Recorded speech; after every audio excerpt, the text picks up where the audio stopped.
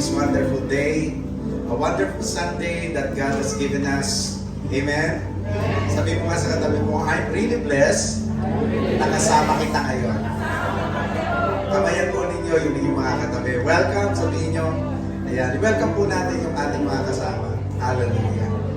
Praise God. Hallelujah. Now let's come to the Lord in prayer. Shall we close our eyes right now? Hallelujah. Lord, we bless your name because you are worthy to be praised, O God. Panginoon, walang ibang Diyos na katulad mo, pinakamakapangyarihan, sumasalahat ng dako, at nakakaalam ng lahat ng bagay.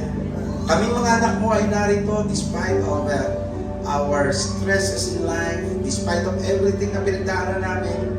We're here to thank you, God, because sa lahat ng mga pinagdaanan namin, Panginoon, isang bagay nakita namin, kasama po namin kayo. At yun yung isang pinakamasarap na maranasan sa buhay, Panginoon, ng iyong anak, Panginoon, na ikaw ay umaakay sa amin, sumasama sa amin, at damang-dama namin, Lord, presensya mo pa lang ay napakalaking pagpapala sa amin. And also, God, we would like to thank you for all the favors that you've given us, our family, oh God, our relatives and friends. Thank you so much for all your favors, oh God. Salamat po. Kung wala ang pabor mo, Panginoon, tunay po mahihirapan kami na makagaot sa buhay na ito, Panginoon. So this morning, oh God, we would like to express our heart full of thanksgiving, our heart full of worship and love. So, Lord, fill this place with your presence. We're inviting you, Lord, to come in this place, Lord, and consume this worship celebration, O God. Salamat po, Panginoon, sa oras na ito. Gawin mo pong lugar ito, Panginoon, na maghahatid po kayo ng miracle sa buhay ng bawat isa. Maghahatid kayo ng kagalingan sa mga may sakit. Magbibigay po kayo ng kapayapaan sa mga nagugulumihanan at magbibigay ng tamang direksyon sa bawat isa na hindi alam kung saan ang patutunguhan. Speak unto us this morning, O God, through this worship celebration. And also, Lord, especially to our visitors, O God, hindi aksidente na sa araw na ito narito sila. Itinakda mo ang araw na ito para makasama po nila kayo at malaman po nila, Panginoon, kung ano ang kalooban mo para sa kanila. So, Lord, work right now in their hearts through your Holy Spirit. Speak unto them, Lord, and bless their hearts, O Lord, as they also join this worship celebration. This is all we ask and pray in the name of Jesus. All the children of God will say, Amen, Amen, and Amen.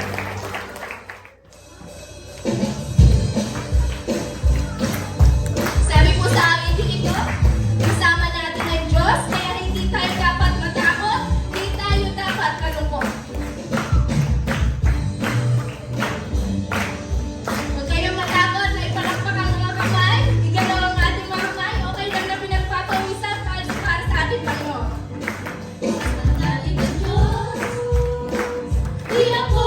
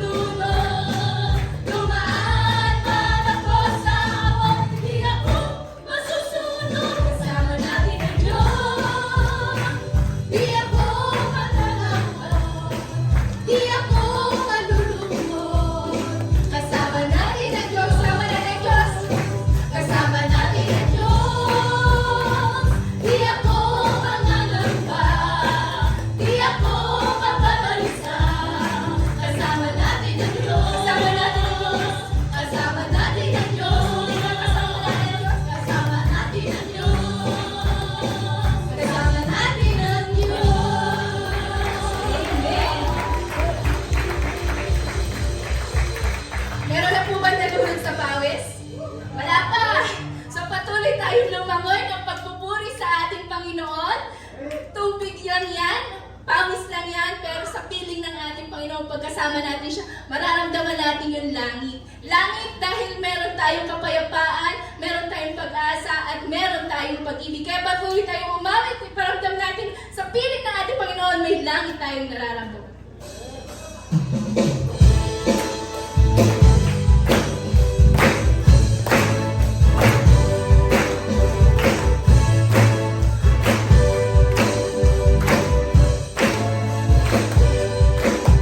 Kailangan ko ay pag-ibig mo, O Diyos sa buhay kong ito. Ang kagalakan mo ay kalakasan ko, Ikaw ang nais ko.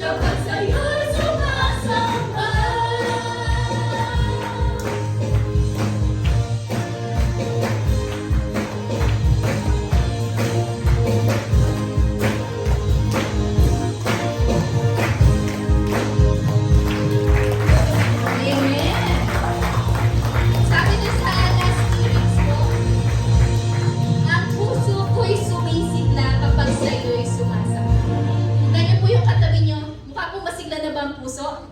Dahil nagsimula na tayo sumamba sa ating Diyos, dapat masigla na yung ating puso. Kasi ano man yung pinagdaraanan natin, ano man yung problema, ano man yung sakit, ano man yung mga kakulangan na meron tayo, basta kasama natin ang Diyos, kaya nating pagtagumpayan ng lahat.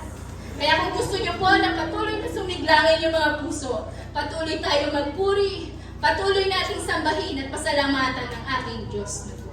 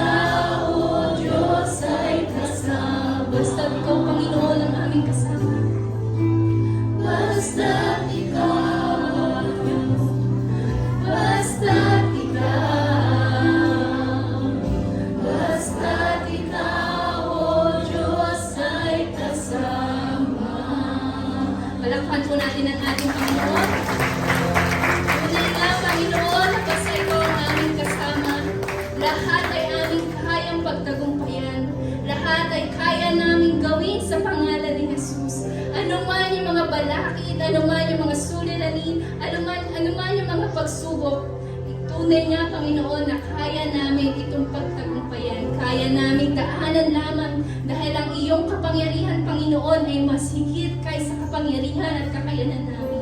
Panginoon, sa mga oras na to, patuloy kaming umaawit at sumasamba sa iyo. Patuloy namin itinataas ang iyong pangalan. Ikaw lang, Panginoon, sa kalagitnaan ito ang aming itinataas. Dahil tunay na basta't ikaw ang aming pupurihin, basta't ikaw ang aming sasambahin, basta't sa iyo kami magdidepende, Panginoon, ang lahat ng aming gagawin. Ang lahat ay tagumpay.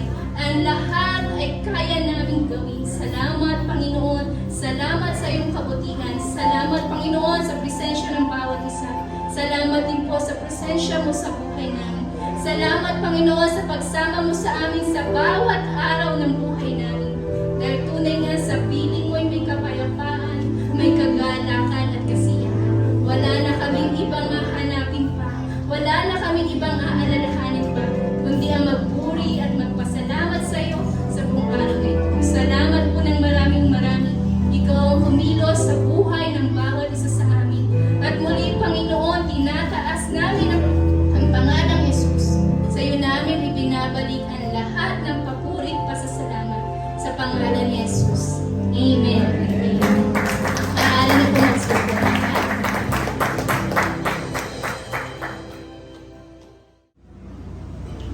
Isang mapagpalang umaga po sa ating lahat.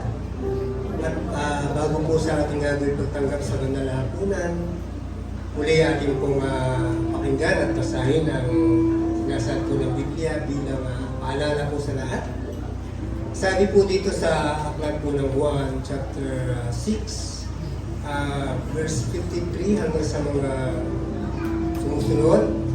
Sabi po dito, kaya't sinabi ni Jesus, tandaan ninyo, malibang kanin ninyo ang laman ng anak ng tao at inumin ang kanyang dugo, hindi kayo magkakaroon ng buhay. Ang kumakain ng aking laman at uminom ng aking dugo ay may buhay na walang hanggan at muli ko siyang bubuhayin sa huling araw. Sapagkat ang aking laman ay tunay na pagkain at ang aking dugo tunay na inumin. Ang kumakain ng aking laman at uminom ng aking dugo ay nananahan sa akin at ako sa kanya. Buhay ang amang nagsugo sa akin at ako'y nabubuhay dahil sa Kanya. Gayon din naman, ang sino mang kumain sa akin ay mabubuhay dahil sa akin. Ito ang pagkain bumaba mula sa langit, ang kumakain ito'y mabubuhay magpakailanman. Purihin po ang pagkabasa ng kanyang mga salita. Ito po'y paalala sa atin ng ating Panginoon na ang ating pong tatanggaping tinapay at katas ng ubas ay tunay pong sumisimbolo sa kanyang katawan at sa kanyang dugo. Na ito po ay naghahatid po sa atin hindi lamang ng kasiglahan, kapayapaan, kabanalan. Ito po ay may napakagandang pangako na sino man po magiging karapat-dapat tumanggap sa kanyang laman at sa kanyang dugo ay magkakaroon po ng kaligtasan o buhay na walang hanggan. Kaya tayo po ay tatanggap ng tinapay at ng katas ng ubas, bigyan po natin ng malalim itong kahulugan na ito po ay sumisimbolo sa ginawa pong pagsasakripisyo ng ating Panginoong Jesus upang tayo po ay tubusin sa ating mga kasalanan at igawad po sa atin ang kapatawaran at ang kaligtasan. Bago po natin simulan ito, muli tayo po ay muko at tayo po ay manalangin sa ating Panginoon.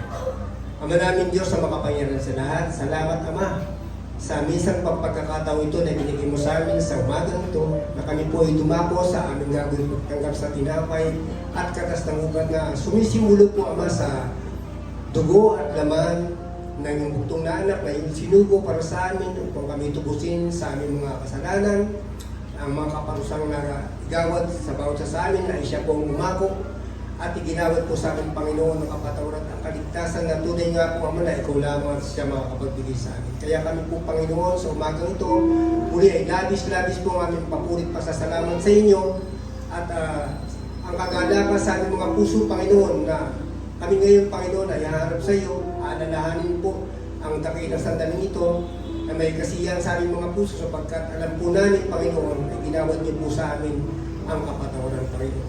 At kami po yung maasa Panginoon na kung kami man po yung nakagawa sa mga araw duman sa aming buhay ng mga kasalanan Panginoon, kami po yung patawarin sa mga sandaling ito Kami iyong linisin ang aming mga puso, ang aming mga isipan, Panginoon. Upang sa ganon, kami po ay magkaroon ng karapatang tanggapin ang mga banal na sinunuto, Panginoon.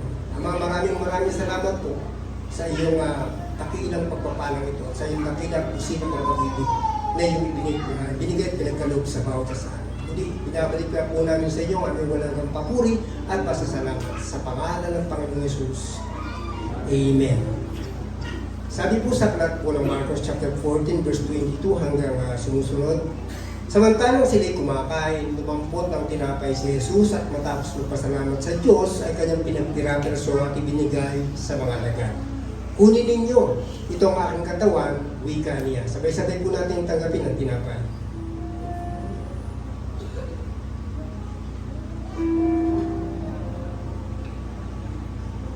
Hinawakan niya ang saro at matapos magpasalamat ay binigay sa kanila at uminom silang lahat. Sinabi niya, ito ang aking dugo ng tipan, ang dugong mabubuhos dahil sa marami. Sinasabi ko sa inyo, hindi na ako inom ng alak mula sa ubas hanggang sa araw na inumin ko ang bagong alak sa kaharian ng Diyos. Sabay-sabay po natin tanggapin ang atas ng ubas. Hindi, ang lahat po naman ay napagpala sa pagbabasa at pagkanig ng masalita ng ating Panginoon. Amen.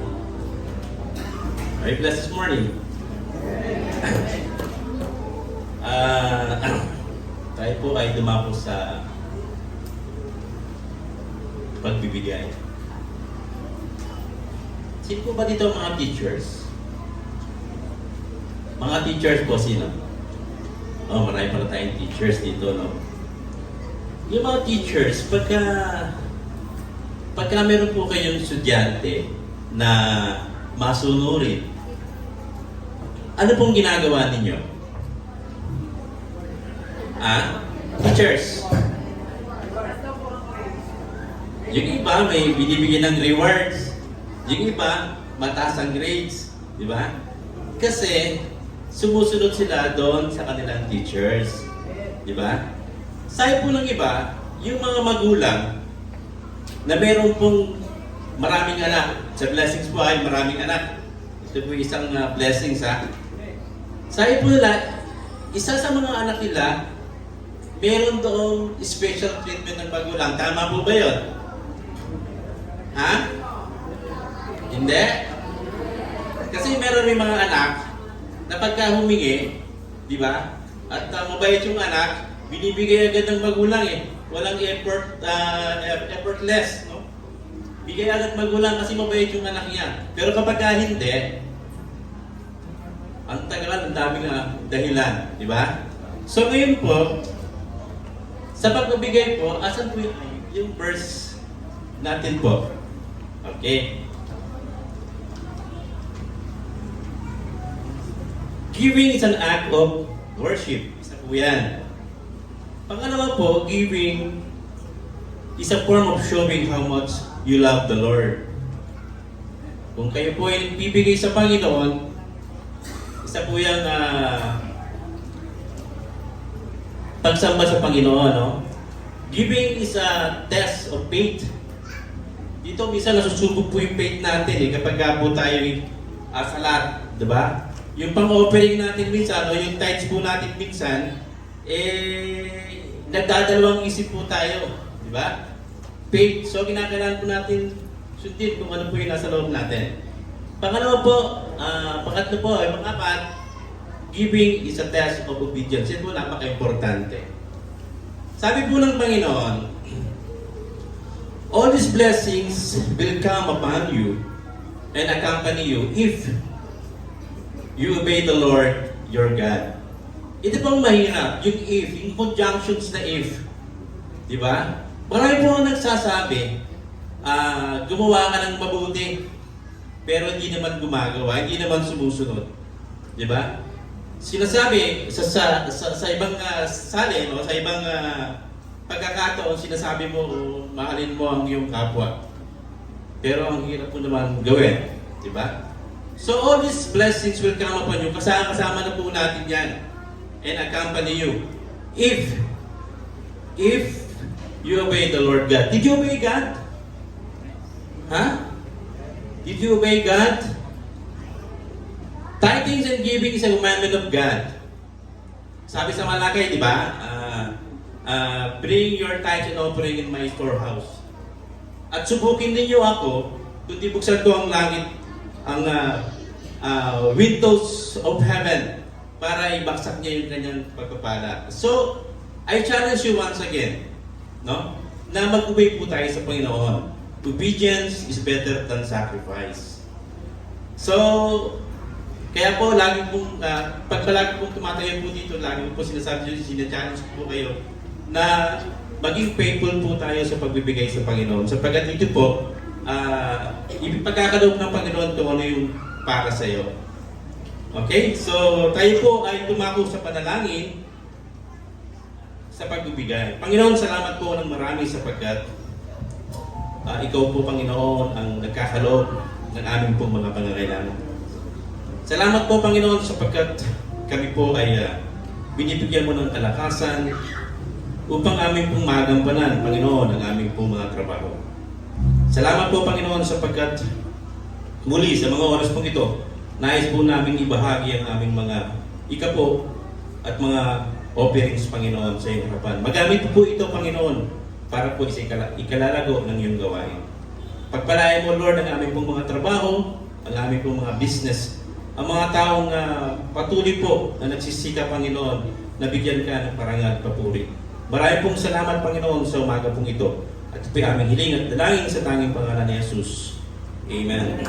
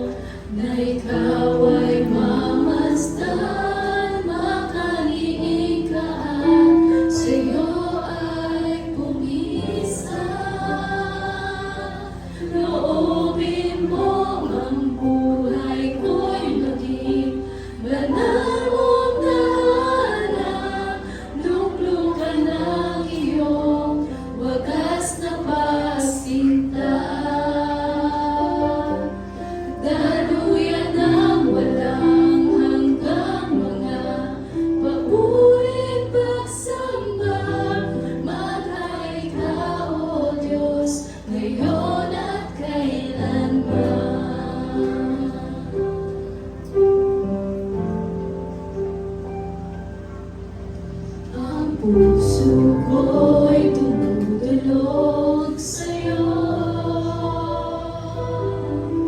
Nagpapakumbaba, nagsusumamo.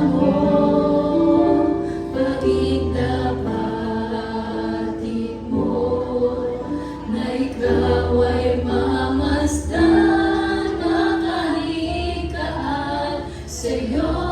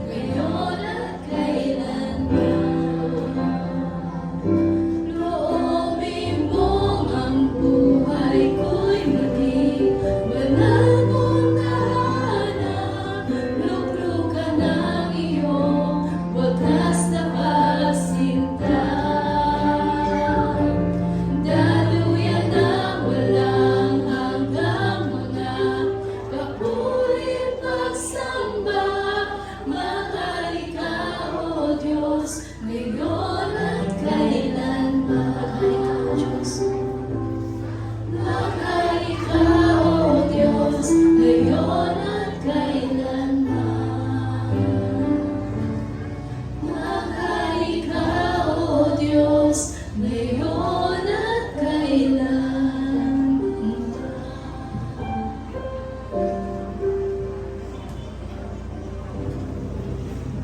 Praise God. You may be seated now. Praise the Lord. Hallelujah. Are you ready to listen to the Word of God? Kung tayo po ay manalangin sa Lord. Lord God, Heavenly Father, once again, narito po kaming mga anak mo para magpuri, magpasalamat po sa inyo, Panginoon. And higit sa lahat, Panginoon, ay mapakinggan pa, Panginoon, ang iyong mga salita, ang iyong mensahe sa bawat isa sa amin. As we continue with our series topic all about you and your worship life, we're asking you, Father God, to redirect our hearts and our thoughts, O God. Kung ito man, Panginoon, ay wala po sa focus, ilagay mo po ito, Panginoon, sa focus na nakatuon lamang po sa iyong mga salita. Speak unto our hearts, O God. In the name of Jesus, now in prayers. Amen. Praise God. Come on, let's give God a big applause this morning. Praise God.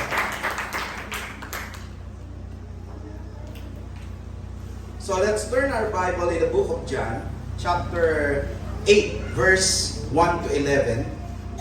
At dito po natin kukunin yung ating mensahe. Chapter 8, verse 1 to 11. Allow me to read this in New Living Translation. Ang sabi po rito, Jesus is teaching at the temple. Several men came, escorting a woman wrapped in a sheet. Her hair is messed up. She's crying. Makeup is running. Several of the men have large rocks on their hand. And the religious leaders announced to everyone, this woman was caught in the act of adultery. Verse 5. The law of Moses says to stone her. What do you say? But Jesus stooped down and wrote in the dust with his finger. They kept demanding an answer, so he stood up again and said, all right, but let the one who has never sinned throw the first stone. Then he stooped down again and wrote in dust. When the accusers heard this, they slipped away one by one until only Jesus was left in the middle of the crowd with the woman. Then Jesus stood up again and said to the woman, where are your accusers? Didn't even one of them condemn you? No, Lord, she said. And Jesus said, neither do I. Go and sin no more.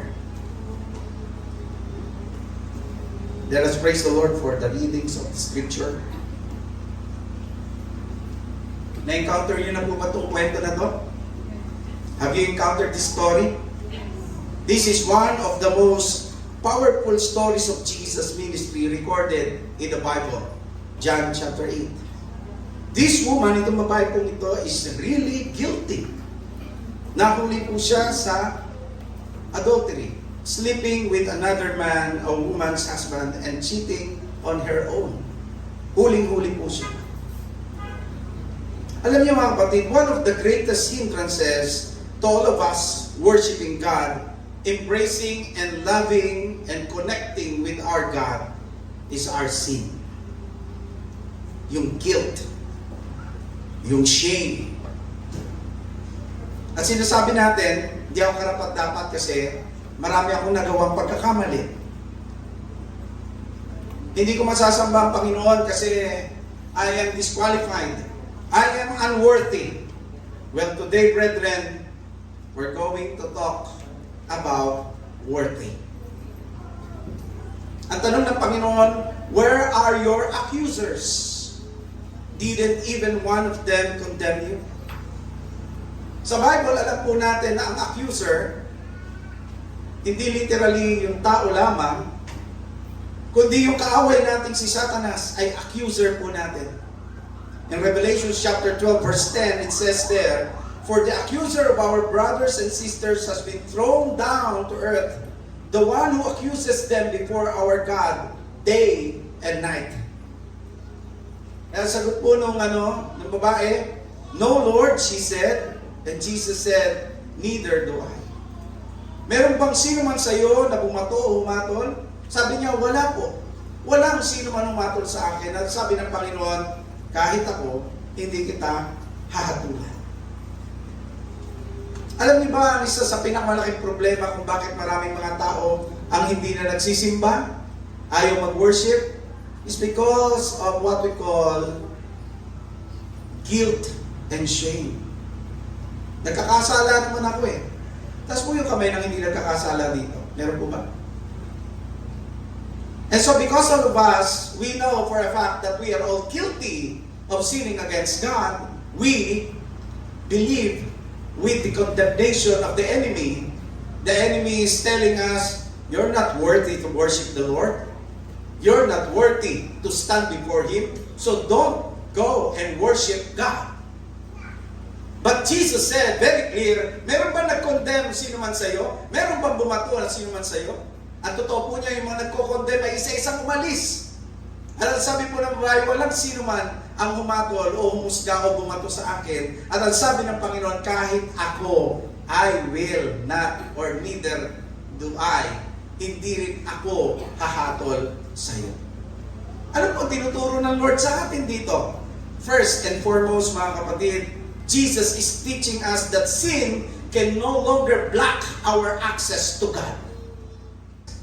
Rejecting Jesus Christ keeps us out of God's presence. Yun ang malaking dahilan para hindi ka tanggapin ng Diyos kapag hindi mo tinanggap si Kristo sa buhay mo. But if you already received the Lord Jesus Christ, ano sabi ni Jesus? Neither do I. Kahit ako hindi kita hatulan, sabi ng Panginoon. At totoo niyan, binibigyan pa tayo ng Panginoon ng kalayaan para makalapit sa ating Diyos. Hebrews chapter 4 verse 16, it says, so let us come boldly to the throne of our gracious God. There we will receive His mercy and we will find grace to help us when we need it most. Very clear, mga kapatid.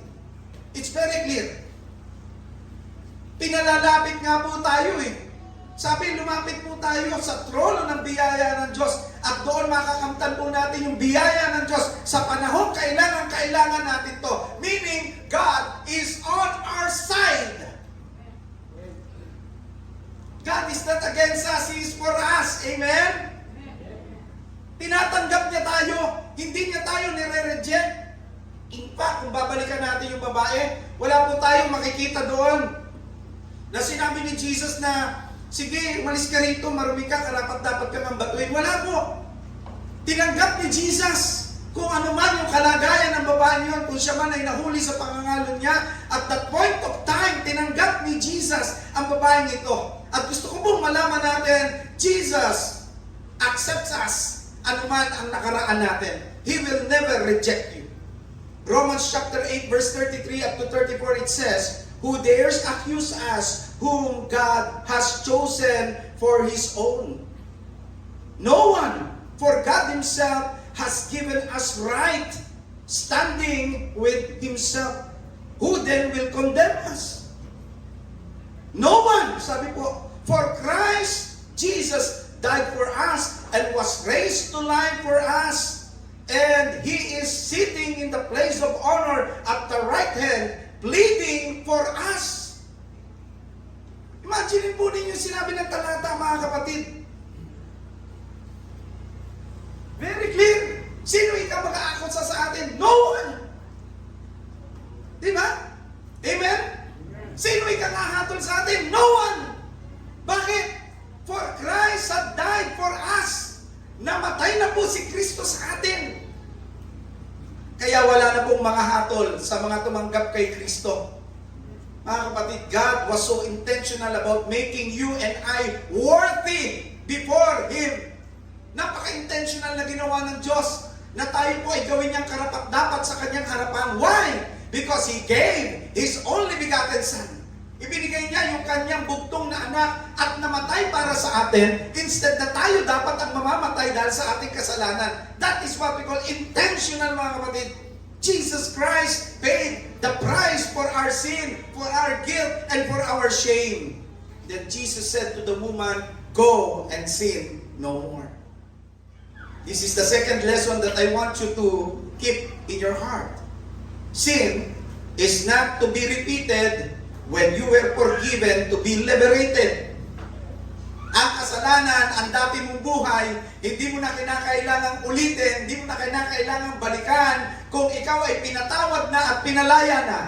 Sino po rito ang naniniwala na siya po'y pinatawad na at pinalaya na ni Kristo? Sabihin niyo, ako yon.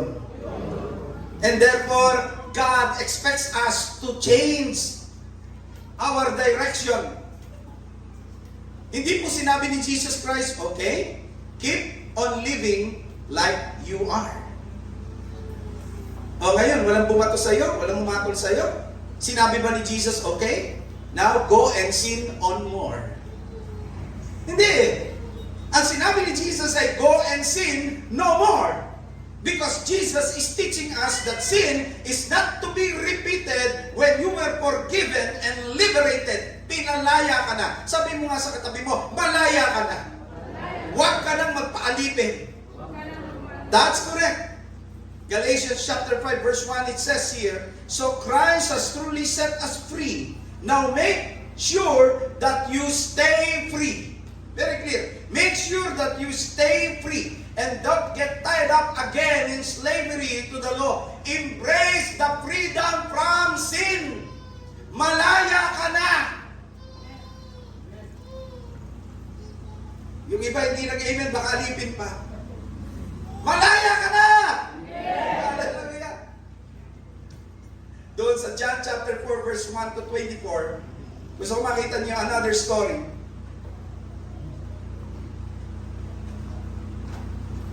Turn your Bible in book of John, chapter 4, verse 1 to 24. Ang sabi po rito, Jesus knew the Pharisees had heard that he was baptizing and making more disciples than John, though Jesus himself didn't baptize them, his disciples did. Verse 3. So he left Judea and returned to Galilee. Verse 4. He had to go through Samaria on the way. Eventually, he came to the Samaritan village of Sychar, near the field that Jacob gave to his son Joseph. Jacob's well was there, and Jesus, tired from the long walk, sat wearily beside the well about noontime. Soon, a Samaritan woman came to draw water, and Jesus said to her, please give me a drink. He was alone at the time because his disciples had gone into the village to buy some food. The woman was surprised, for Jews refused to have anything to do with Samaritans. Sabi ng babae, sa Panginoong Jesus, you are a Jew and I am a Samaritan woman. Why are you asking me for a drink? You know what Jesus is doing at this point? Jesus rises above the social and religious restriction. Not just a man talking to a woman, di po basta ganon. But also a Jew talking to a Samaritan. Binibreak ni Jesus yung barrier. Maybe it is a political or religious division. Then sabi dito, Jesus replied, if you only knew the gift God has for you and who you are speaking to, you would ask me and I would give you living water. But sir, you don't have a rope or bucket, she said, and this well is very deep. Where would you get this living water? And besides, do you think you're greater than our ancestor Jacob, who gave us this well? How can you offer better water than he and his sons and his animals enjoy? Look at this, mga kapatid. John chapter 4 verse 13. Jesus replied, anyone who drinks this water will soon become thirsty again. But those who drink the water I give will never be thirsty again. It becomes a fresh and bubbling spring within them, giving them eternal life. Sagot ng babae, please sir, the woman said, give me this water, then I'll never be thirsty again, and I won't have to come here to get water. Go and get your husband, sabi ni Jesus. Jesus told her. Then sabi ng babae, I don't have a husband. The woman replied, Jesus said, you're right. You don't have a husband, for you have 5 husbands, and you aren't even married to the man you're living with now.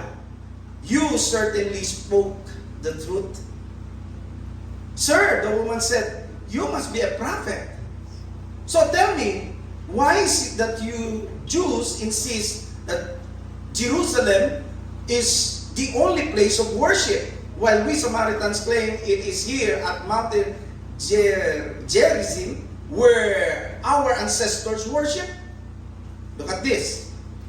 Verse 21 up to 24. Jesus replied, believe me, dear woman, the time is coming when it will no longer matter whether you worship the Father in this mountain or in Jerusalem. You Samaritans know very little about the one you worship.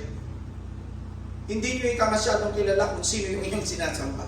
While the Jews know all about Him, for salvation comes through the Jews. But the time is coming, indeed it's here now, when true worshipers will worship the Father in spirit and in truth. Take note, yung spirit is small letter. And the truth is also small letter. The Father is looking for those who will worship Him that way. For God is Spirit. Capital letter po yan. So those who worship Him must worship Him in spirit. Look at the letter S. It's small. And sabi yan, and in truth. Now Jesus gives us 2 valuable truths to this lifestyle of worship. Ano po ang kasalanan nitong babaeng ito? Katulad din po ng kasalanan ng binasa natin kaninang babaeng nahuli sa pangangalo niya. The only difference is this, itong babaeng ito hindi nahuli, pero alam ni Jesus na siya ay mayroong 5 at ang kanyang kinakasama sa kasalukuyan na hindi niya. Ano ang dapat ituro dito? Marriage counseling. Tama? Tama po ba ang inyong lingkod? Kapag may problema sa marital o sa marriage, when there is what we call marital problem, dapat merong marital counseling. Ang tanong, ang tinuro ba ni Jesus dito ay marital counseling? Marital counseling po ba? Hindi. Jesus taught her about worship. Why? Anong connect na itong babae ito may problema sa kanyang marital relationship? Anong connect ng worship doon? Because Jesus is telling her na kapag tama ang worship mo, tama ang pamumuhay mo.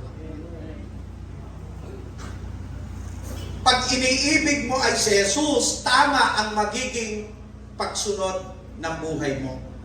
Pag iniibig mo ay ang Panginoong Jesus, tama ang magiging desisyon mo. In everything that we do, mga kapatid, sa lahat ng ginagawa po natin, that's why we said last week that worship is a lifestyle. When you understand the meaning of worship in your life, lahat ng gagawin mo magiging maayos at tama. Kaya ang babaeng ito, hindi tinuruan ng Panginoon ng tungkol sa tinatawag nating marriage. Hindi po niya binigyan ng tinatawag nating marital counseling. Ang tinuro ni Jesus, worship. Why? Because gustong sabihin ni Jesus, pag tama ang worship mo, tama ang buhay mo. Hindi kasi po pwede na sasabihin mo, ang mino-worship mo si Lord, meron kang relationship kay Lord, pero ang buhay mo sablay. Kasi sinabi na nga ng Panginoon doon sa babaeng na unang binasa natin, go and sin no more. Itinama ni Jesus yung buhay niya. Hindi mo pwedeng tama ang sinasamba mo, mali ang buhay mo. Hindi pwedeng ganon. Hindi pwede. So dapat pag tama ang sinasamba mo, tama ang magiging buhay mo. Kaya out of nowhere, ang naging topic nila is about worship. Kasi may gustong ituro si Lord sa babaeng ito. So ang tanong ko this morning, kumusta ang worship mo? We're talking about your lifestyle. Alam niyo, tinuturo ng Lord sa atin dito. Sabi niya, you worship the Lord in spirit and in truth. Unahin natin yung truth. Let's talk first about the truth. Ano ba ang truth dito? The third point that I want to make is worship is hindered by misconceptions of God resulting in feelings of worthlessness. Minsan ang pakiramdam natin, at ito yung pinaparamdam sa atin ng kaaway, yung pakiramdam natin na we are disqualified and the enemy continue to deceive us. Ang sinasabi ni Satan sa atin, hindi ka karapat-dapat, you're not good enough, you're not worthy, you are disqualified. Masyadong malaki ang kasalanan mo para patawarin ka ng Diyos.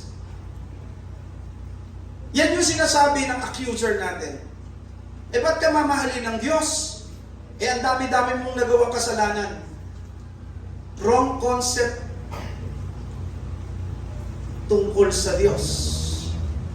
Yan ang hadlang kung bakit hindi natin masabi na talagang dapat nating sambahin ang Diyos and we feel worthless. Huwag na ako sumamba sa Diyos, makasalanan naman ako eh. Di ba? Thank you, Brother Ron. Huwag na natin sambahin ang Lord kasi makasalanan naman tayo. Yan sinasabi ng accuser, and sometimes yan ang sinasabi natin sa sarili natin. Sinasabi po ba natin yon? Hindi na ako sasamba. Bakit? Marami ako nagawang kasalanan eh.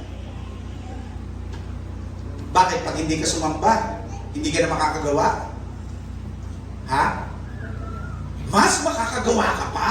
Para lalo mong binigyan ng lisensya yung sarili mong gumawa ng mali. Ito pa ang problema. You have a misconception of God. Hindi mo talaga kilala ang Diyos na sinasamba mo. Katulad ng sinabi ng Panginoon doon sa Samaritan woman, ang sabi ng Panginoon doon sa Samaritan woman, kakaunti ang inyong pagkakilala, hindi nyo lubos na kilala ang Diyos. Kaming mga Hudyo, kilala namin ang Panginoon, sabi niya, kilala namin ang Diyos. And sometimes, ito yung truth na dapat nating harapin. We have a misconception of God. Why? Because we equate humanistic emotion to God. Itinutulad natin yung pakiramdam natin sa pakiramdam ng Diyos. We attach humanistic emotions to God. Ano sabi ng Panginoon? Isaiah 55 verse 8 hanggang verse 9, my thoughts are nothing like your thoughts, says the Lord, and my ways are far beyond anything you could imagine. For just as the heavens are higher than the earth, so my ways are higher than your ways, and my thoughts higher than your thoughts. Kaya wag mong ikukumpara sa sarili mo at sa nararamdaman mo kung sino yung Diyos na sinasamba mo. Kasi hindi siya kapareho ng damdamin mo. Your ways are not His ways, nor His thoughts are not your thoughts. Hindi kayo pareho. Masyadong malayo.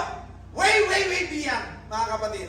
Kaya wag mong sabihin sa sarili mo na dahil ikaw ay makasalanan, ay hindi ka na karapat-dapat lumapit sa Diyos kung si Kristo ay nasa buhay mo na.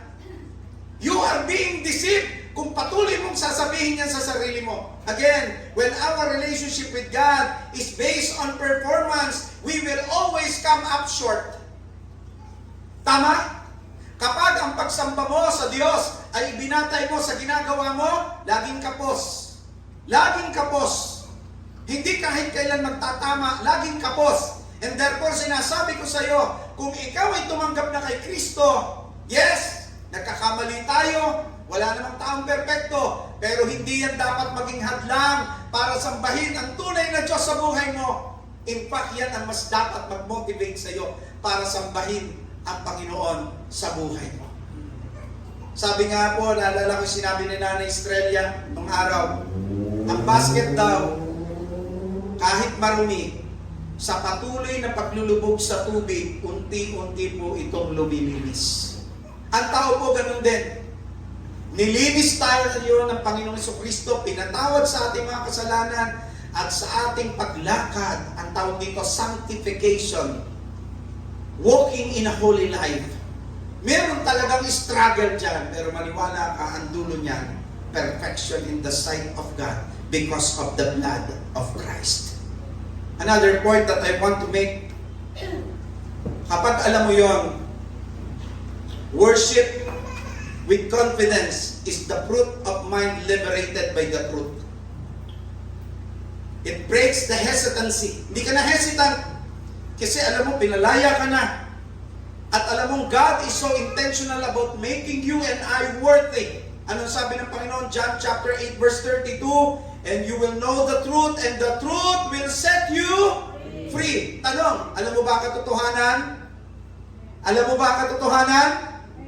Alam mo bang pinalaya ka na ni Kristo nung tinanggap mo siya, pinalaya ka na mula sa kasalanan?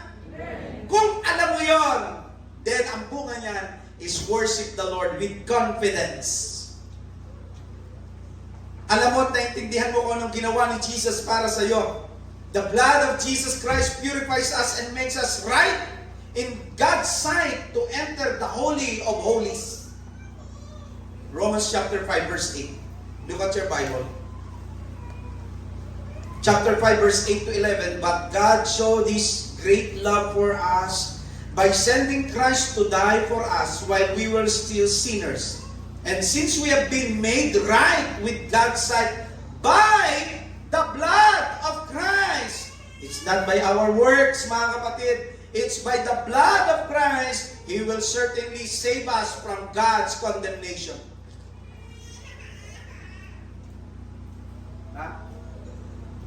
Verse 10, for since our friendship with God, ano raw po tayo? Ano raw po tayo ng Diyos? Kaibigan. Ano po tayo ng Diyos? Hindi na po tayo kaaway. Nung tinanggap natin si Kristo, dapat panghawakan mo ang katotohanan ito. Hindi ka na kaaway ng Diyos. Ikaw ay kaibigan. For since our friendship with God was restored by the death of His Son, while we were still His enemies, we will certainly be saved through the life of His Son. So now we can rejoice in our wonderful new relationship with God because our Lord Jesus Christ has made us friend of God. Palakpakan natin ang Panginoon. Dapat magpalaya sa atin ang katotohanan na yan. Kaya doon sa John chapter 4 verse 23 hanggang 24, balikan natin yon. Sabi po rito, but the time is coming indeed, it's here now, when the true worshipers will worship the Father in spirit and in truth.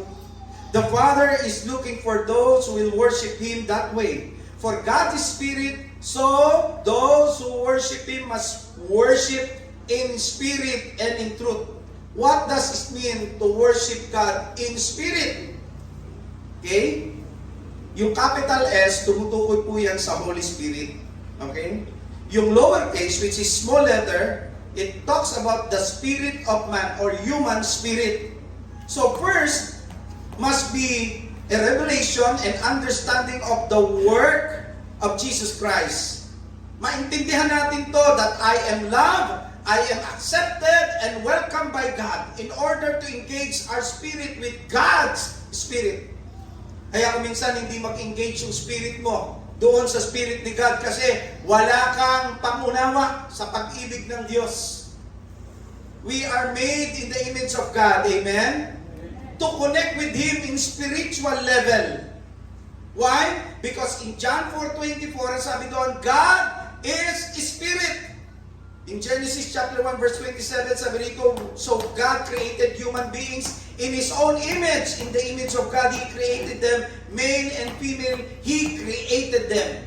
So we must understand first and foremost, mga kapatid, ang spirit o tayo, we are created in the image of God. We are first and foremost a spirit being with a soul who live in the body. In other words, mga kapatid, we have and we can connect to God if we understand na tayo po in spirit, okay? Naintindihan ang espiritu natin na tayo po ay pinatawad na ng Panginoon. Palakpakan natin ang Panginoon sa bagay na to. Too many people want to feel God's presence. Marami mga tao gusto nilang maramdaman ang Espiritu ng Diyos. You know, the way we feel Him, hear Him, and know Him is to connect on spiritual level. Hanggat hindi tayo nagko-connect kay God on spiritual level, hindi mo siya mararamdaman. Paano yon? Pag tama ang puso. Pag tama ang puso. Kasi ang Diyos hindi tumitingin sa bihis natin, sa itsura natin. Tinitingnan ng Diyos yung puso natin. That is in 1 Samuel chapter 16 verse 7. People judge by outward appearance, but the Lord looks at the heart. Sa puso siya tumitingin. So, anong point? When we understand by Spirit, yung ginawa ng Diyos sa atin, mararamdaman natin ang Diyos sa ating puso, sa ating buhay. We can connect on God on spiritual level because naiintindihan natin yung intentionality ng Diyos na tayo ay sumamba at makaisa ng Panginoon. Another point. Worship that does not engage our hearts is void and merely religious. It becomes a duty or obligation. Sino po rito yung kaya sumamba kasi na-obliga? Inutusan, o sumamba ka ngayon, Sunday. Walang intentionality. Sino po rito yung kaya pumunta ay dahil Sunday kasi ngayon eh. Baka, alam niyo po yan, hindi kumpleto kapag hindi ako nakapunta. Alam niyo po yun, wala yung heart. And ang worship na hindi nag-engage yung heart ay isa lamang rin pagre-relihiyon or isa lamang duty or obligation. Mahirap yun. We go through the outward motions of worship and never engage our heart with God. Ang tawag doon? Plastic. Plastic. Yung pumupunta dito, naandyan ka, pero yung puso mo hindi nag-engage sa worship. Plastic yun. Plastic ang tawag doon. Para bang sinasabi mong I love you pero hindi naman totoo? Plastic yun. Sinasabi mong I care for you pero hindi naman totoo? Plastic yun. Tanungin ko po kayo, kayo po ba gusto niyo ng taong plastic? Sumagot po kayo. Kayo po ba gusto niyo po ba ng taong plastic? Eh sa tingin niyo po, gusto po ng Diyos yung Kristiyanong plastic? Ayaw din. And so dapat pagpupunta tayo sa worship, dapat yung puso natin nag-i-engage sa worship. Because worship that does not engage our hearts is void. Kaya umuwi yung iba hindi blessed. Matthew chapter 15 verse 8 to 9. These people honor me with their lips, but their hearts are far from me. Ang puso niyo ba malapit sa Diyos? Sabi po ng Bible, their worship is sparse, for they teach man-made ideas as commands from God. Maybe you will ask me, Pastor, how will I engage my heart? How do we engage our heart? This is number 6.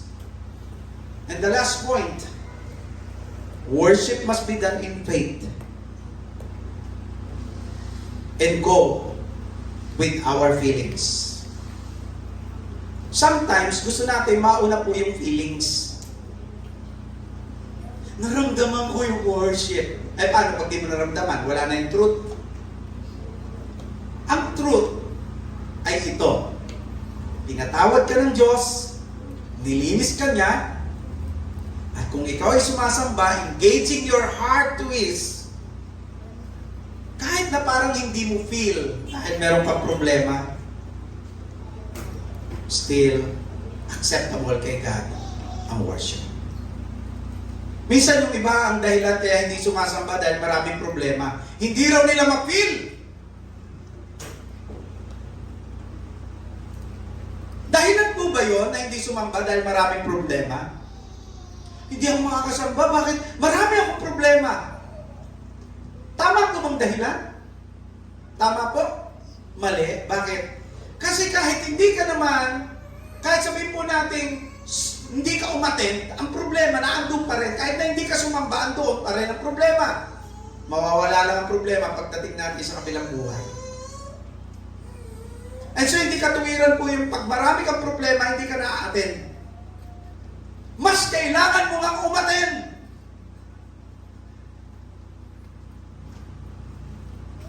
Tatandaan po natin, it must be done in faith and go with our feelings. Kahit na maraming suliranin, maraming problema, sasamba pa rin ang mga tunay na anak ng Diyos sa ating tunay na Diyos. Amen po ba? We choose to allow our spirit to dictate or dominate versus our flesh. Naramdaman niyo po ba yung Sunday parang mas masarap mahiga, matulog? Naramdaman niyo yung hatak ng laman ang tawag doon? Para kayong hinahatak ng laman, magpahinga ka muna, pagod ka buong isang linggo, bumiyahe ka, o ikaw ay nagtrabaho, karapat dapat ka magpahinga. Kung bakit naman, kung kailan linggo, doon mo siya nararamdaman. Bakit di mo siya maramdaman pag Lunes? Hindi mo siya maramdaman pag Miyerkules o Sabado? Kung kailan linggo, doon mo nararamdaman. Because there is what we call temptation. Anong temptation yon? Magpahinga ka na lang. The temptation of the flesh. Mag-rest ka, pagod ka eh. Kaya ngayong umaga, sabi mo sa katabi mo, congratulations, nagtagumpay ka. Hindi po, pakisabi mo sa katabi mo, congratulations, nagtagumpay ka. Palakpakan natin ang mga anak ng Diyos. Tagumpay laban sa laman. Worship is connecting our heart, our spirit with God's spirit and presence. We put our heart into life. We do everything else. Hindi natin ginagawa ang isang bagay na wala doon yung ating puso.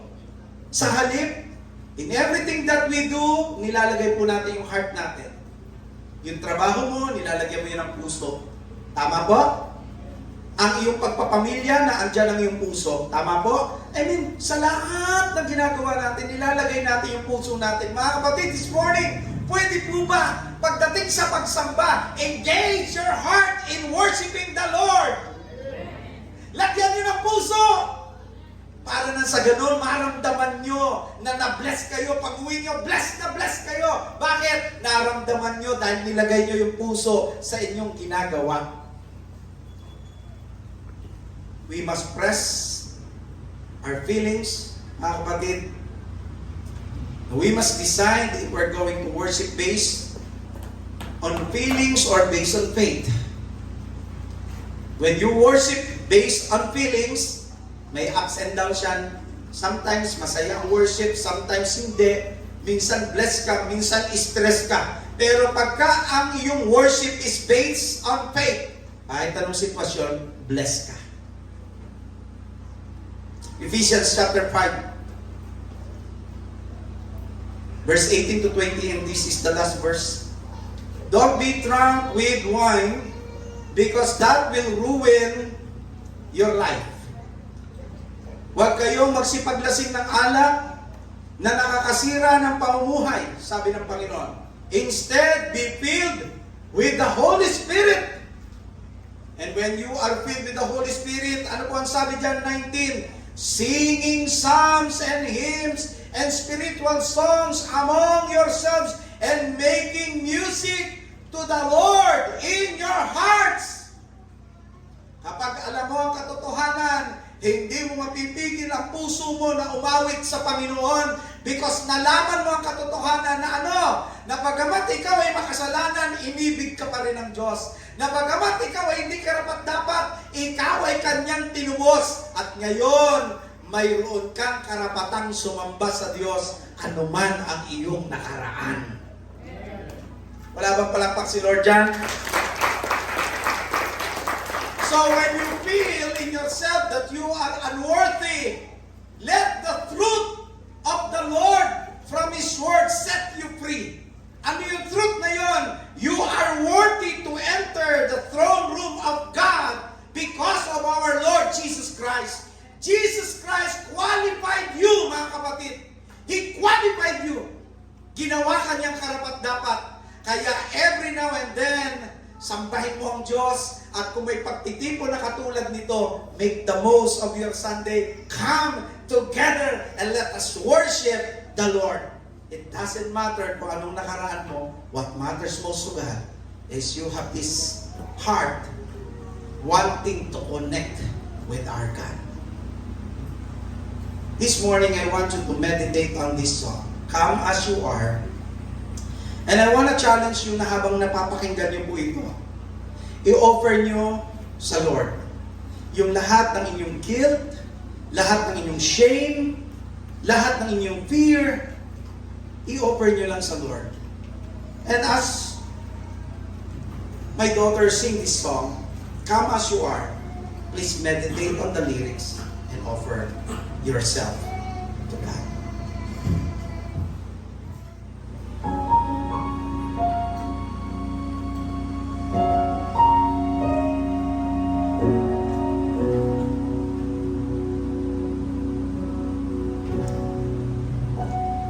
He's not mad at you.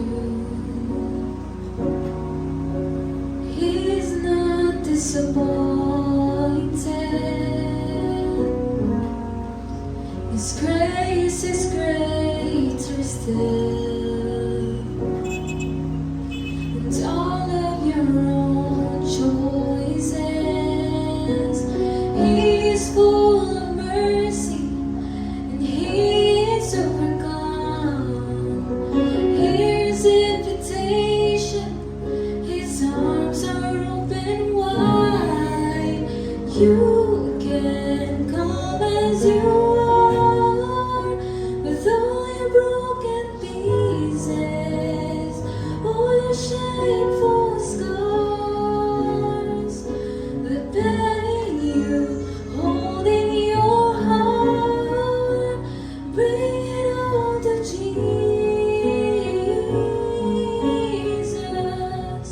You can come as you are.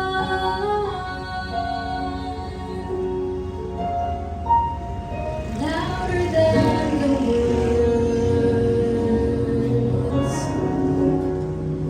He whispers you're unworthy. Hear the sound of love.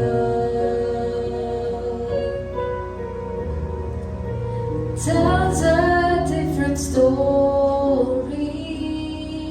He's shattering your darkness and pushing through the light.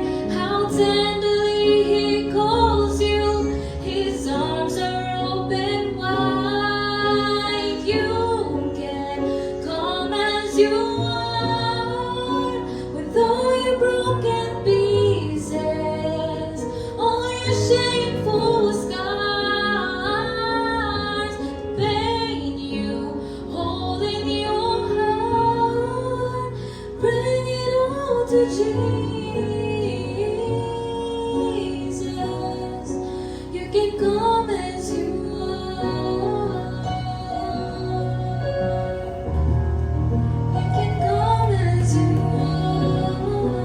Say, are. Come as you are today. May I invite everybody to please stand. Lord God, Heavenly Father, too many times, oh Lord, we are hesitant to come before you and worship you, and sometimes, or most of the time, we become inconsistent with our worship. Nahihiya ho kasi kami, marami kaming pagkakamali. Pero nalilimutan namin, Lord, na kami po ay pinatawad mo na, nilinis mo na, Panginoon, at handa kaming mamuhay ayon sa kagustuhan mo. Katulad ng sinabi mo doon sa babae, go and sin no more. We have been justified through your blood and by faith. Now we are now walking in a sanctified life, O God. May struggles, merong ups and downs. Pero ang sinasabi mo sa amin, Lord, just continue, anak. So Father God, tulungan mo po kami na huwag pakinggan yung sinasabi ng accuser sa amin. Instead, pakinggan namin ang katotohanan ng iyong salita. Pakinggan namin ang sinasabi ng Holy Spirit sa amin, at we can come as we are because nariyan ka. Inaabangan mo po kami. Tulungan po kami, Lord, na ibigay ang papuri at pagsamba na karapat-dapat sa inyo at iwan namin, Panginoon, ang kaisipan na hindi kami karapat-dapat. We're worthy not because of what we have done, but because of what you have done through your Son, Jesus Christ. Salamat, Panginoon, sa mga katotohanan ito. Sa iyo ang papuri, sa iyo ang pasasalamat, in the name of Jesus, sa iyo ang pagsamba, lahat tayo magsabi ng Amen! Amen! Manatili tayo nakatayo.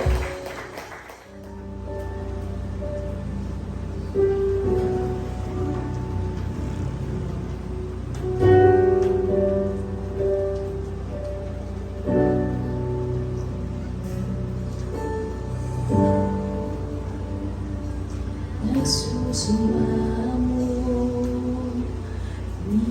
ninanais banal na presensya mo. Inaasam na ika'y maranasan. O Diyos, puso ko'y katapunan. Lumalapit, nagsusumamo, ninanais banal na presensya mo. Inaasam na ika'y maranasan. O Diyos, puso ko'y katapunan. Ang pagmamahal mo ay walang katulad. Sa buhay ko ay kailan may tinakulang. Ako'y namamangha sa'yo. Kadakilaan itatanghal kita, O Diyos, ikaw lamang.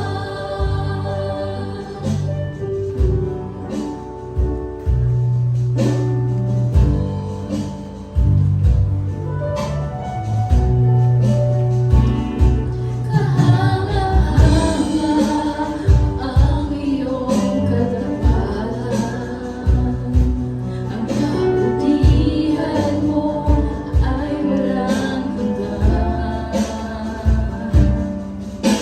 Ikaw, Jesus, ang matibay na sandigan. Hindi ako bibiguin kailanpaman. Ang pagmamahal mo ay walang katulad. Sa buhay ko ay kailan may tinakulang. Ako'y namamangha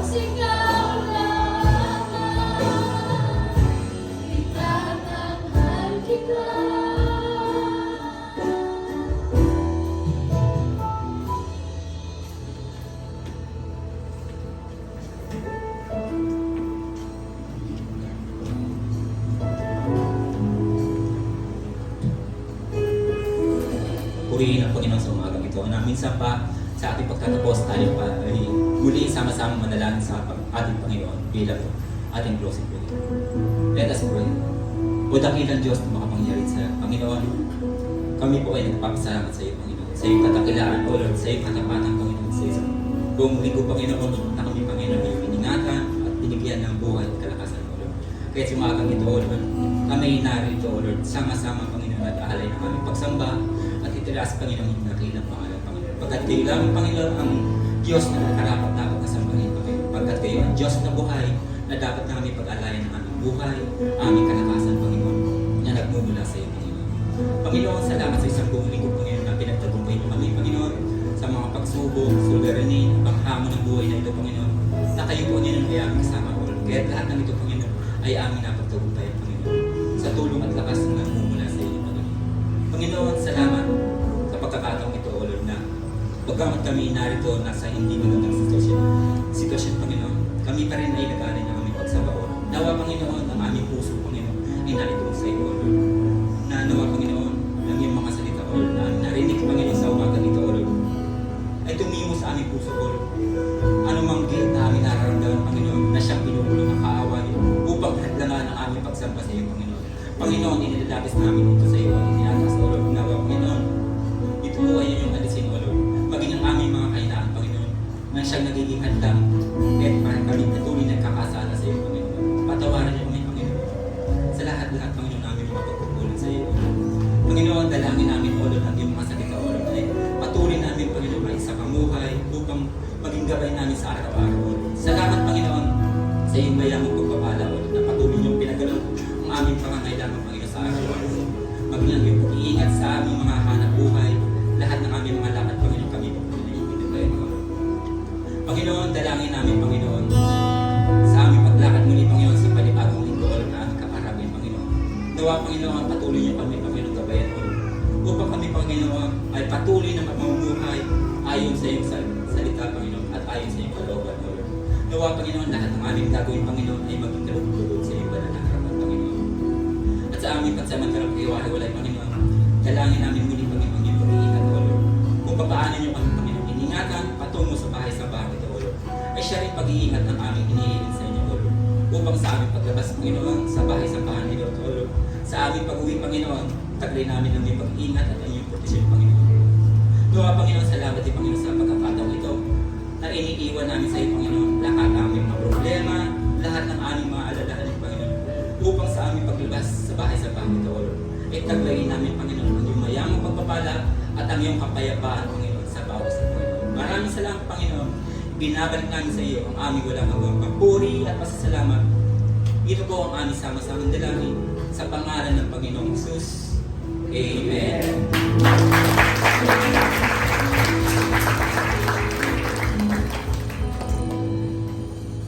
Itaas po natin ang ating mga kamay at tanggapin ang pagpapala.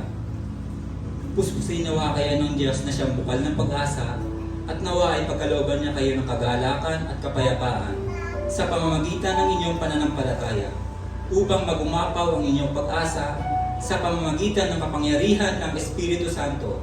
Sumainyo nawa ang Diyos na pinagmumulan ng kapayapaan. Amen. Amen.